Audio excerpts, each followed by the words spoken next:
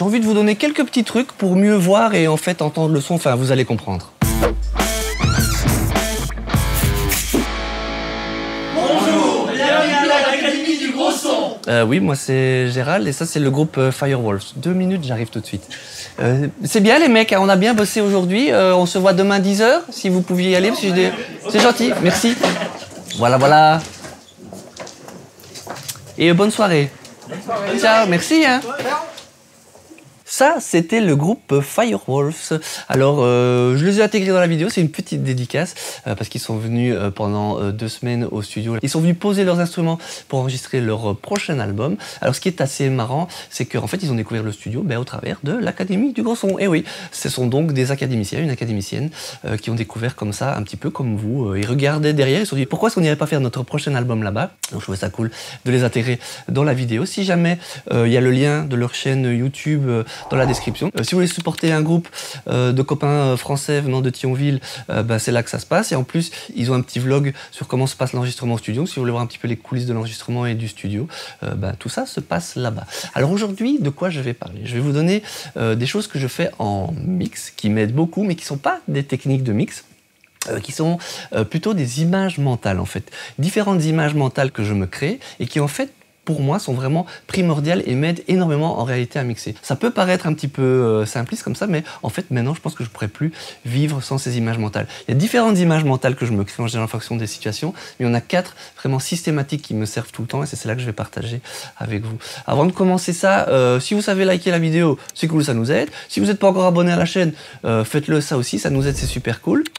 Et en plus, si vous voulez vraiment vous aider et nous aider, vous allez sur l'académiedugrosson.com/bonus. Là, vous pouvez vous inscrire avec votre adresse email et vous serez au courant de tout ce qui se passe. Vous allez recevoir plein de cadeaux directement, c'est-à-dire un guide d'achat pour votre home studio si vous débutez, un tableau des fréquences qui sont utiles à connaître en fonction des instruments pour vous aider justement par exemple en mix. Et aussi, que moi j'aime beaucoup, la liste des plugins gratuits qu'on a trouvé sur le net. C'est une liste qui évolue, donc si vous inscrivez, vous recevez tout ça et en plus toutes les infos, les cours qui se passent sur l'académie, toutes les promos qu'on fait aussi au cours de l'année, donc n'hésitez pas à aller vous inscrire, ce n'est que du bonus.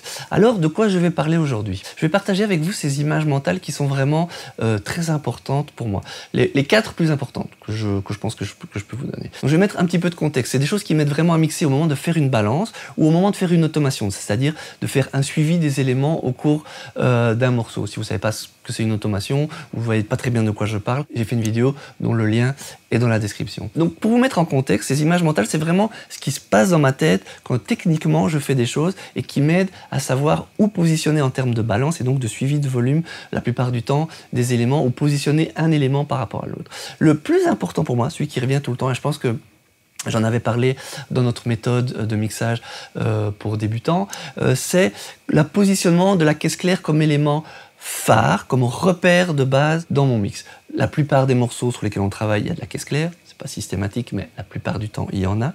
Et pour moi, la caisse claire, c'est vraiment le phare, le repère ultime.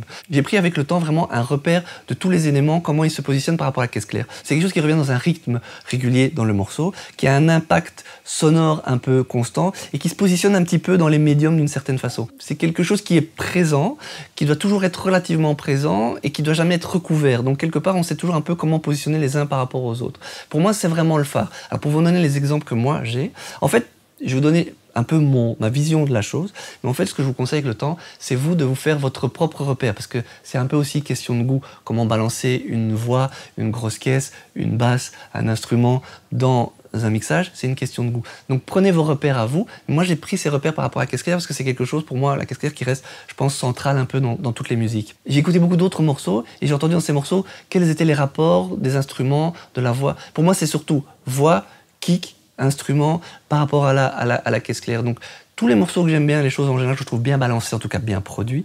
On se trouve souvent ce genre de rapport et ce rapport peut changer un petit peu en fonction de l'impact émotionnel que l'on veut donner.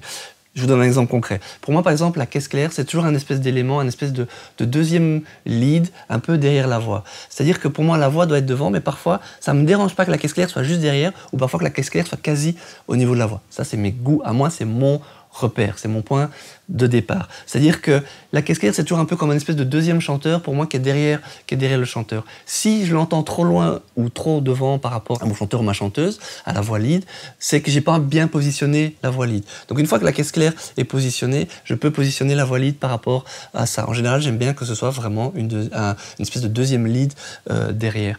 Pareil, une fois que je positionne la grosse caisse, par rapport à la caisse claire, je trouve que c'est un élément qui est facile à installer parce que ça vient compléter la caisse claire. Donc il doit y avoir une espèce de balancement entre les deux, une présence relativement similaire. Pour moi, la grosse caisse doit être, comme elle est un peu plus chargée en énergie, elle peut être un peu plus en retrait.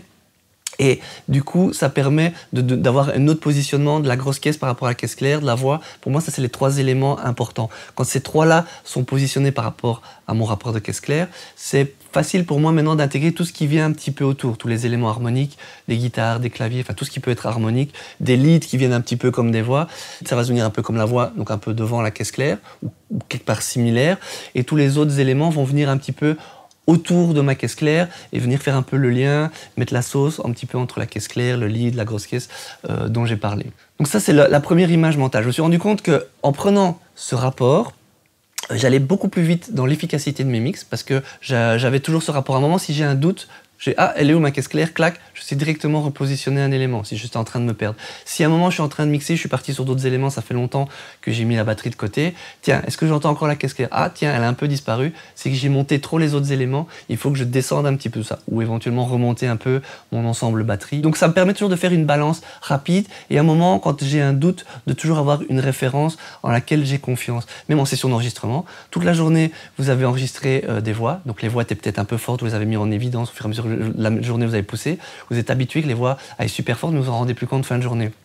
Le groupe vous demande de faire un rough mix, même si vous vous dites ah ouais les voix sont un peu fortes, vous allez les mettre moins fort, elles seront toujours trop fortes que ce qu'elles devraient être en réalité. Et ah tiens, où est ma caisse claire, clac, boum, même fin de journée, fatigué, j'ai une bonne idée d'où doit aller ma voix par rapport à mes repères à moi. Et donc je me suis fait ma petite bibliothèque, je me suis rendu compte que tous les morceaux que j'aimais bien avaient un peu ce genre de balance. Et bon, forcément, si vous voulez faire quelque chose peut-être d'un petit peu plus lent, ou ça doit être un petit peu plus triste, peut-être que la caisse claire peut être plus en retrait, et en réalité, peut-être que les autres éléments doivent être un peu plus devant, voilà. Mais au moins, vous avez un repère de base. Depuis que je fais ça, je suis beaucoup plus efficace dans une balance de base, et dans le suivi aussi, dans l'automation de mon morceau. Si au cours de l'automation, je suis en train de suivre des guitares que j'aime bien, je les trouve sympas, je les pousse un peu trop, je fais attention ma caisse claire, si je l'entends plus assez, c'est que je me suis un peu trop emballé sur ces éléments-là, il faut faire marche arrière. Ça m'évite après de réécouter tout le morceau et de me dire j'ai trop poussé ces guitares, voilà. Ça me permet d'avoir mon phare comme un bateau perdu dans la nuit en pleine mer.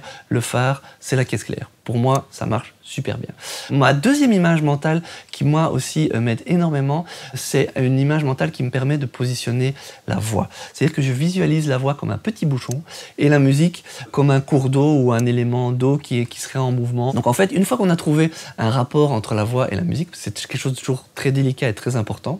De nouveau, c'est question de goût. Si vous aimez la voix dans la musique, c'est une chose. Si vous aimez la voix en dehors de la musique, c'en est une autre. Mais une fois que vous avez trouvé ce rapport que vous aimez, au moment de faire les automations et de voir si dans le morceau la voix est toujours bien positionnée, pour moi c'est un petit bouchon qui est posé sur l'eau. C'est-à-dire que le bouchon doit toujours rester à la surface de l'eau. Si à un moment la musique s'emballe, fait des vagues, monte et descend, le bouchon doit suivre ce mouvement et toujours être dessus. C'est le truc qui m'a permis dans mes mix de ne plus avoir un moment un retour des artistes quand j'envoie une mix, dire tiens à ce moment-là on perd un peu la voix, ou là c'est bizarre, la voix ressort un peu.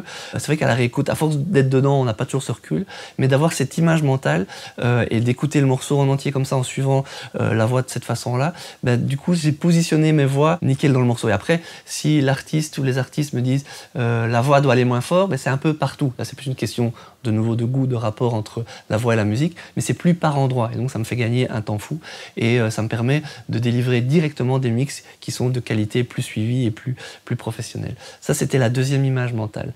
La troisième image mentale, qui est un peu plus spécifique, je pense, c'est le rapport grosse caisse basse. Dans tous les types de musique, quand il y a de la grosse caisse et de la basse, que ce soit dans du rock, une grosse caisse acoustique avec une basse électrique, ou dans du rap, un kick de boîte à rythme et une basse synthé, et c'est toujours un rapport très important. Et moi je visualise ça toujours comme un espèce de gros caillou, le gros caillou étant la grosse caisse, qui est couché dans un gros coussin épais et moelleux. Et je vois la grosse caisse pour moi doit toujours être ce caillou qui est posé dans ce coussin et un peu enrobé par ce coussin. C'est-à-dire qu'on voit bien le caillou, il est bien là, mais le coussin, qui est la basse, vient l'enrober et vient donner un petit peu la force et la rondeur à l'ensemble. Et ça, c'est quelque part, donc c'est mon image mentale, elle est un peu plus spécifique, je vous l'accorde, mais si vous avez compris l'idée des deux éléments qui sont imbriqués, qui doivent rester imbriqués comme ça, on doit toujours avoir le kick bien disponible et le côté caillou rugueux qui nous tape un peu dedans, et le côté quand même basse qui englobe le truc. Après, d'un morceau à l'autre, de nouveau, on peut voir un petit peu moins de coussins, un peu plus de cailloux, ça c'est vous qui voyez. Mais moi, c'est une image qui m'aide beaucoup. Et ça, je pense que dans beaucoup de musique, ça doit rester quand même relativement stable dans l'ensemble du morceau, donc toujours avoir un petit peu ce rapport caillou-oreiller. Là, c'est très technique du son. Caillou-oreiller doit toujours être similaire. Il n'y a pas longtemps, j'ai entendu l'interview d'un mixeur. Lui, il avait un peu ce même genre de rapport. Lui, il voyait la grosse caisse comme un rond. C'était vraiment un rond central. Et la basse comme un rond un tout petit peu plus large qui venait autour. Donc je pense que c'est un peu ce même concept de grosse caisse et une position centrale et de basse qui l'enrobe en permanence un petit peu tout du long pour fermer une espèce de rond uniforme l'un dans l'autre. Ça, c'était pour ma troisième image mentale. Ma quatrième image mentale est un peu plus spécifique. Moi, maintenant, elle arrive un petit peu plus à la fin, quand j'ai tout mixé, quand tout est fini. Avant, je la faisais venir un petit peu plus tôt, mais là, j'utilise plutôt à la fin.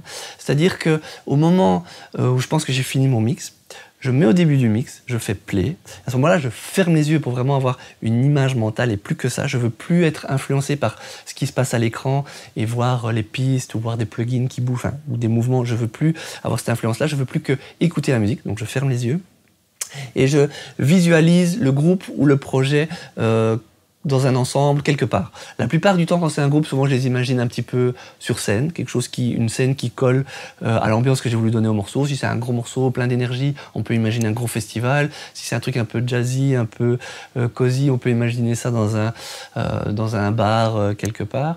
Et donc j'imagine le groupe et j'ai envie de voir cette prestation sans que rien ne me gêne. Donc à aucun moment je ne dois sortir d'écouter le morceau comme un auditeur, et c'est le fait de me fermer les yeux et d'avoir cette image mentale du groupe qui est en train de jouer me permet de voir si le rapport reste cohérent et s'il n'y a pas des choses qui me gênent. Si tout d'un coup j'entends le chanteur ou la chanteuse qui fait un pas en avant, c'est qu'il y a un problème, un effet, une automation d'effet, un volume, il a bougé de sa place et c'est pas ce que je voulais faire et ça colle pas à l'image mentale.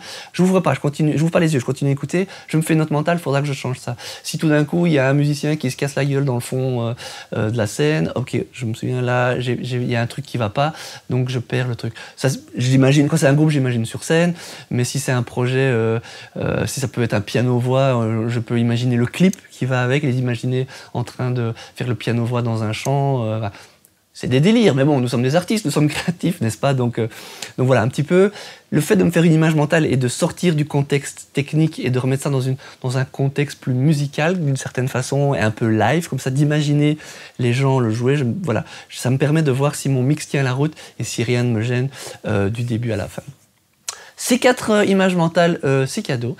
Peut-être que certains vont dire « ouais, c'est un peu simple », mais franchement, moi, je pense que je ne saurais plus le faire. Maintenant, c'est des automatismes. J'aurais aimé implémenter ça beaucoup plus tôt dans ma carrière. Je pense que ça m'aurait aidé à fixer des repères plus vite, parce que ces images mentales m'aident même à écouter d'autres musiques que j'aime bien et à prendre des repères par rapport à ça et à toujours un petit peu affiner. De temps en temps, quand j'ai des doutes sur ce que je fais, je réécoute à mon histoire de caisse claire, je fais « ah ouais, mais dans ce groupe-là qui fait des choses un peu similaires au groupe que je suis en train de mixer, ben ouais, la voix elle est positionnée là par rapport à la caisse claire, et les grosses guitares par exemple aussi. C'est vrai que ça marche bien, il ne faudrait pas que j'hésite à refaire ça, ou alors ce que j'avais fait est cool et ça m'enlève les doutes et c'est le moment d'envoyer à l'artiste, et puis après c'est l'artiste qui me dit « nous on veut plus comme ceci, comme cela ». Mais au moins j'ai mes références. Et je vois qu'avec le temps, ça me permet vraiment de délivrer de plus en plus vite des mix cohérents et plus constants dans la production et dans l'aspect professionnel, et d'avoir un retour en général plus positif des gens. J'espère que ça vous aide. Je vous remercie d'être resté jusqu'ici. Moi, je vais aller me reposer parce que vous avez entendu, je suis un peu malade, mais bon, je voulais absolument faire cette vidéo. Et demain, je reprends avec les copains de Firewolves, on continue les enregistrements. Donc, je vous rappelle, n'hésitez pas à aller visiter leur chaîne YouTube. Si vous n'avez pas liké la vidéo, merci de le faire. Merci d'être resté jusque-là. Je vous dis à la semaine prochaine avec un petit peu la voix un peu en meilleure forme, j'espère. Et comme d'habitude, je vous invite avec tout ça à faire de la musique.